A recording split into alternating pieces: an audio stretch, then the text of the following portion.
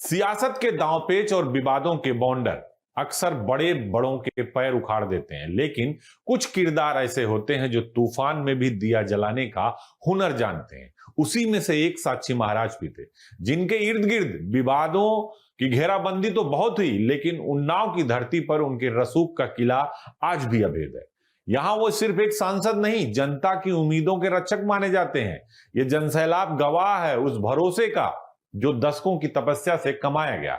जब वो गरजते हैं तो उनकी गूंज केवल चुनावी मैदान तक सीमित नहीं रहती, बल्कि सत्ता के गलियारों को हिलाकर रख देती है।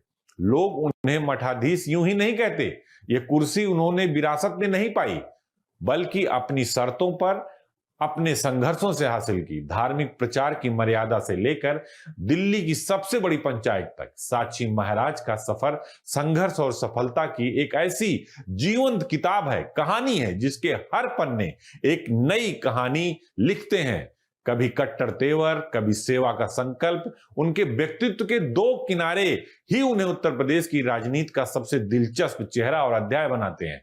इसे उनका सियासी रसूख कहिए या जनता का अटूट विश्वास, लेकिन हकीकत यही है कि उत्तर प्रदेश की बिसात पर यह मठाधीश आज भी अपनी शर्त पर, अपनी ही स्याही से सत्ता का इबारत लिख रहा है। ऐसी इबारत जिसे मिटाना नामुमकिन है। पिछले चुनाव में लगा कि टिकट कट जाएगा, लेकिन अचानक उन्होंने माहौल बना दिया, चिट्ठी जारी कर दी, वोट का परसेंटेज बता दिया और फिर उन्हें टिकट मिला और फिर वो पहुंच गए देश की सबसे बड़ी संसद।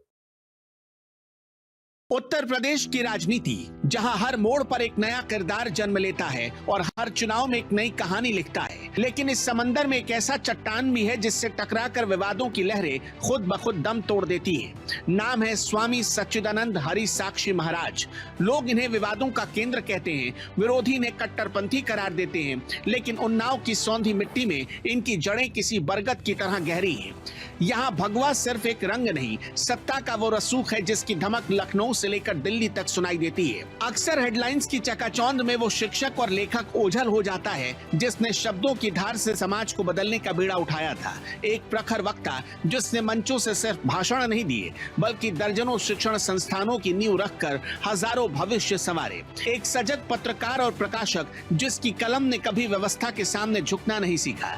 साक्षी महाराज के व्यक्तित्व का ये वो पन्ना है जो बताता है कि एक सन्यासी जब बुद्धिजीवी बनता है तो केवल वोट नहीं बटोरता, वो वैचारिक क्रांति का बीज बोता है।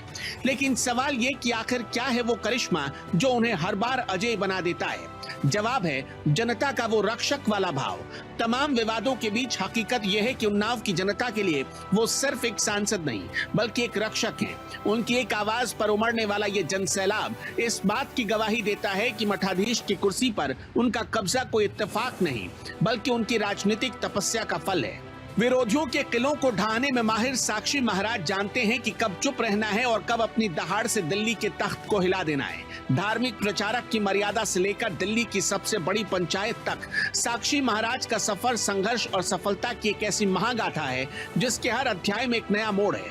इसे आप उनका रसूख कहिए या जनता का टूट विश्वास, लेकिन सच यही है कि उत्तर प्रदेश की बिसात पर यह मठाधीश आज भी अपनी ही शर्तों पर सत्ता की नई इबारत लिख रहा है। एक ऐसी इबारत जिसका हर शब्द आने वाले दशकों तक राजनीति के गलियारों में गूंजता रहेगा। देखिए, उन्नाव में सामान्यतः इसी ढंग के लोग जीतते रहे। उन्नाव उपद्रवियों की धरती है। वहाँ जो लोग भी हैं बाहुबली हमेशा जीतते रहे। एक दौर था कभी जब कुछ अच्छे लोग जीत जाते थे, वरना हमेशा वहाँ इसी ढंग के दबंग दागी लोग चुनाव लड़ते हैं।